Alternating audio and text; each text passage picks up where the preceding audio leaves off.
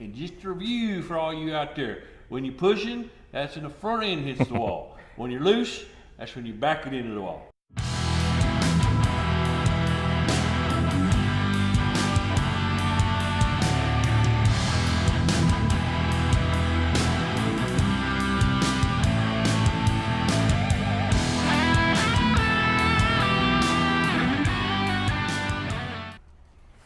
Hey, I'm Razz. I'm Phil.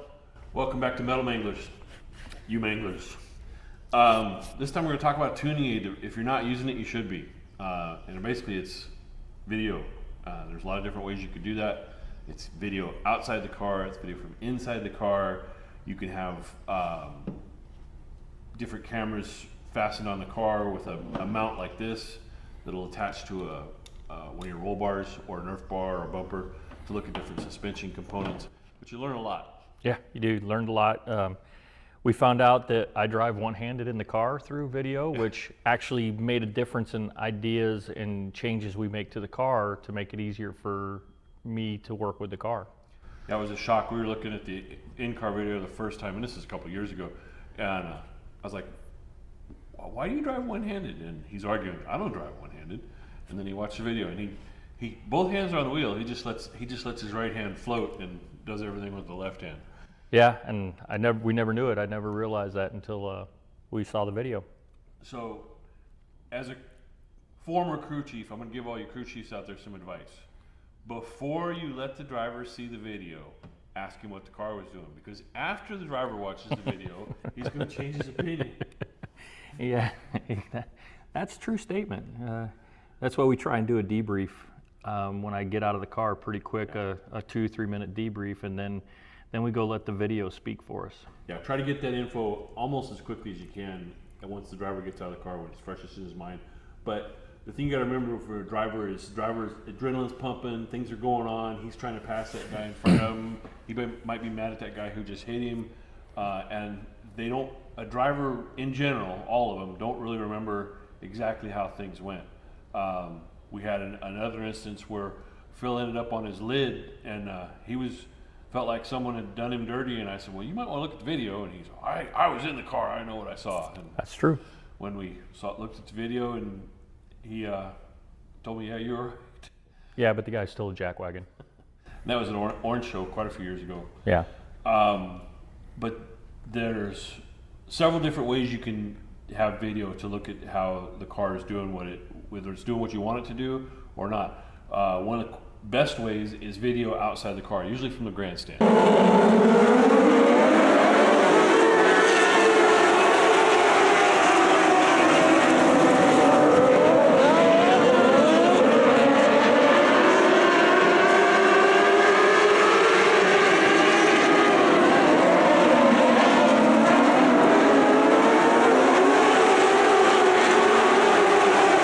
Yeah, and my wife Heather does a lot of our video from the grandstand. She does a great job, and we learn a lot from it. And you guys have seen those videos. We posted them here on the Metal Manglers channel.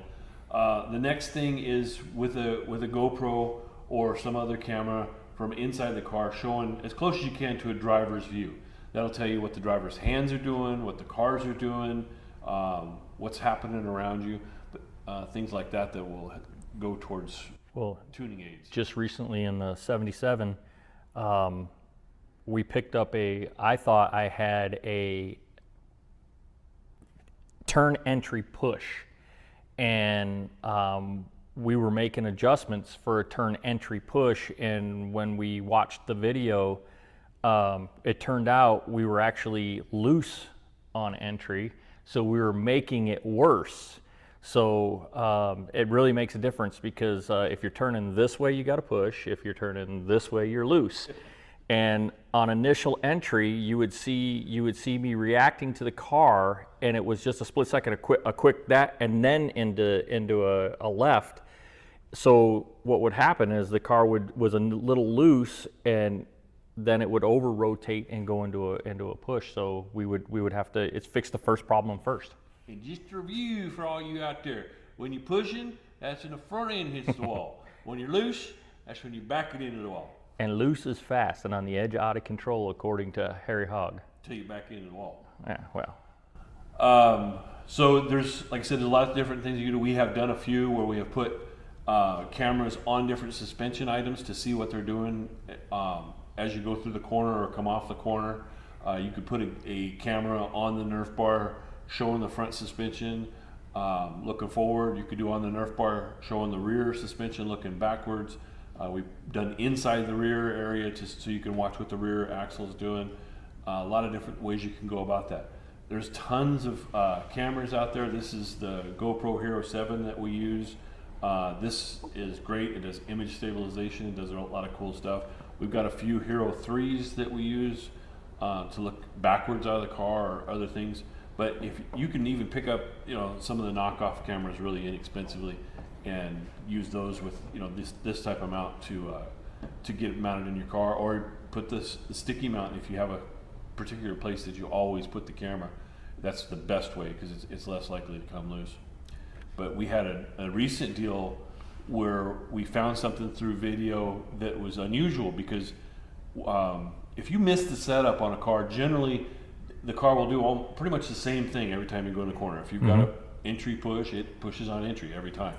And this last race, Phil had a situation where the car was erratic. It wasn't doing the same thing. It wouldn't do the same thing lap to lap. It would push one lap, so the next lap I would make an adjustment in the car to try and get rid of that push. I would put a little bit of rear brake in the car, or I would change the driving line, and then the next lap it's loose. So what I did is I cranked what I put rear brake in the car. I cranked it back out, and then I ran like 3 laps consistently to see what was going on. And each time I went in, the car did something different. One time it would push, one time it was loose, one time it got on top of the surface.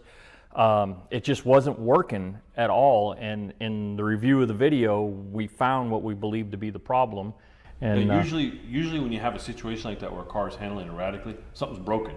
So you have a shock that's messed up, or one of your pickup points is allowing movement or something like that. But in reviewing the video, we found the cause, and it wasn't anything broken. And you'll see here in the video that we're showing you, you can actually see the car throwing a good bit of chunk of mud off the rear as it's bottoming out, which will cause the car to handle erratically. Right, so, which we have to go through, and there's nothing broken in the car, but because we see that, we're going through and we're checking the shocks, we're checking the springs to make sure the springs haven't tired out or anything like that.